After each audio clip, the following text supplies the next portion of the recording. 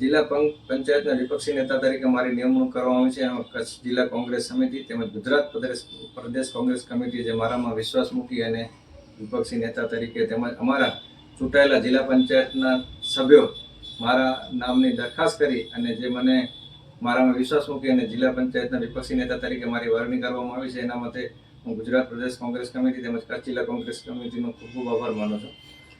આવનારા દિવસોમાં કચ્છ જિલ્લાના ઘણા પ્રશ્નો છે, ઘણા પડતર પ્રશ્નો છે. એના તમામ પ્રશ્નોના અમે જિલ્લા પંચાયતની અંદર વાચા આપશું તેમજ લડત કરી અને એ તમામ પ્રશ્નોને સારી રીતે કામગીરી થાય એવી અમે તંત્ર પાસે રજૂઆતો કરશું અને જરૂરિયાત પડે અમે લડત કરીને પણ કામો કરાવશું.